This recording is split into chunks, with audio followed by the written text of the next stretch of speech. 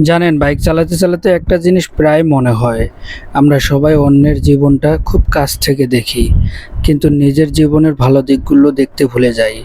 Social মিডিয়ায় দেখি কেউ নতুন বাইক কিনছে, কেউ গাড়ি কিনছে, কেউ বিদেশে ঘুরছে।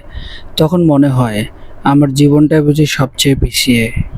কিন্তু একটা জিনিস আমরা দেখি না, প্রত্যেকটা হাসির পেছনেও একটা না একটা যুদ্ধ থাকে। কেউ টাকার জন্য লড়ছে, কেউ পরিবারের জন্য, কেউ আবার নিজের ভেতরে কষ্টটা লুকিয়ে বেঁচে আছে। তাই অন্যের সাফল্য দেখে নিজের জীবনকে ছোট ভাববেন না।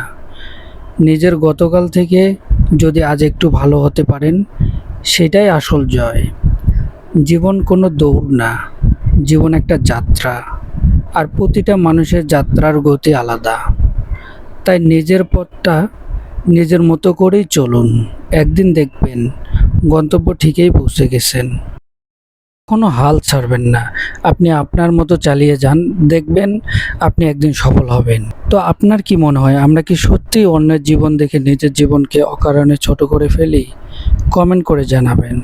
আর আমি একটা বিষয় লক্ষ্য করেছি, আমার এই ভিডিওটা অনেকেই দেখে, অনেকে লাইক করে, কমেন্ট করে, কিন্তু ফলো দেয় না। ভাই, আপনার একটা ফলো দিলে আমার এই পেজটা গ্রো হবে। আপনি কেন ফলোটা দিচ্ছেন না? ফলোটা দিন, যাতে আমার পরবর্তী ভিডিওগুলো আপনি পেতে পারেন এবং আমার পেজটা ধীরে ধীরে যাতে গ্রো হয়। এটাতে তো আপনার ক্ষতি নেই, আমার লাভ আছে।